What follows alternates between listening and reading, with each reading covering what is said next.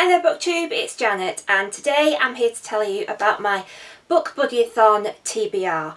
The Book Buddy-a-thon, I think it runs twice a year and it's hosted by Eleanor from Eleanor Reads Books and Sam from Cold Tea and Crumbs, and it will run from the 22nd to the 28th of October.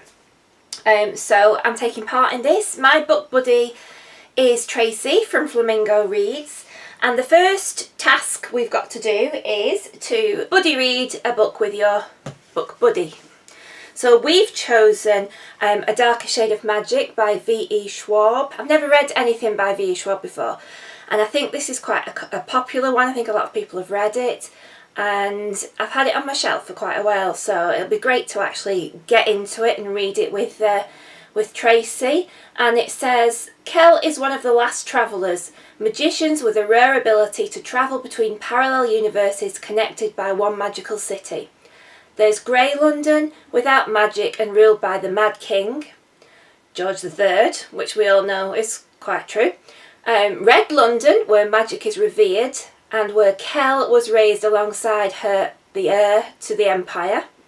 White London, where people fight to control the remaining magic and magic fights back, and once there was Black London. So I really like the concept of these different Londons and the parallel universe, so I'm really looking forward to reading that one. So that's what me and Tracy are going to be buddy reading. The next one is to read a book with pictures in it, and as I'm quite a slow reader, I've chosen to go for a graphic novel because to get 5 books in, which is what we were supposed to read in the Book Buddy-a-thon, while I'm working and everything, it'll be quite a big ask for me, so I thought I'll just go for something a bit quick.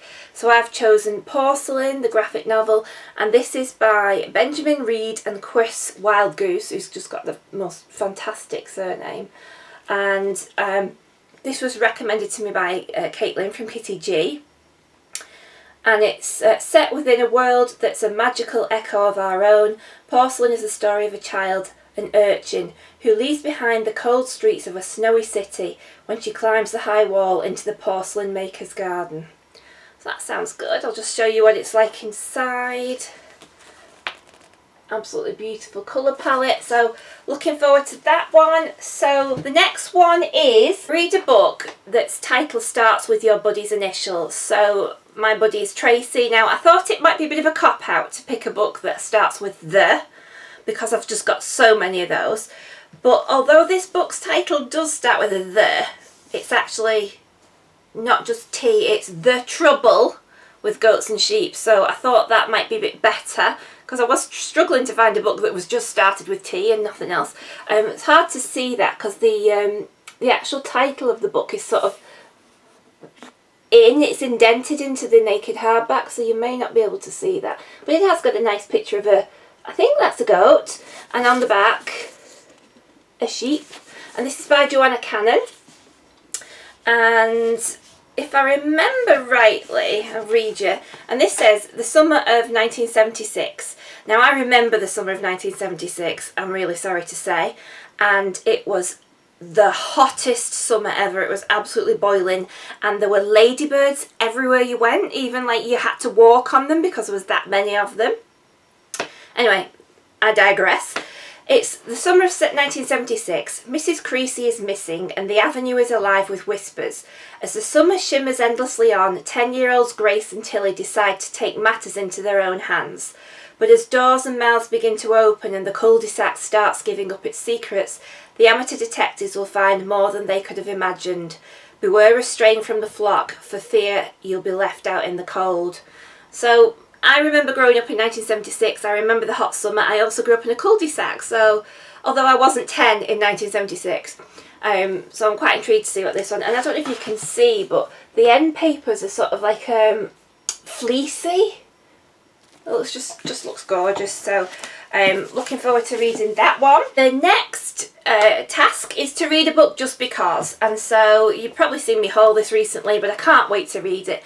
And this is The Monster's Wife by Kate Horsley, and I will just zoom in. I know it's a bit shiny on that cover. Doesn't it look fantastic? And this is, I think it's a sort of a retelling of Frankenstein. It's a tiny island in Orkney comes Victor Frankenstein, driven by a devil's bargain to make a wife for the creature that's stalking him across Europe. So that's what that's about. So that just seems really, really good. And it's not too big either. It's not such a thick book. So I think I'll probably be able to fit that one in the week. And the final task is to read 5 books. So the book I've chosen is a crime novel, and it's Sweet Danger by Marjorie Allingham. And this is one of the Campion novels, which I've never read before, but I absolutely love cosy crime. And so it's not too big, and I thought, yeah, this is the time to read this one. And it says, way back during the Crusades, Richard I presented the hunting forest family with the tiny Balkan state of Averna. Since that time, the kingdom has been forgotten until circumstances in Europe suddenly render it strategically important to the British government. They hire unconventional detective Albert Campion to recover the long-missing proofs of ownership, which are apparently hidden in the village of Pontysprite.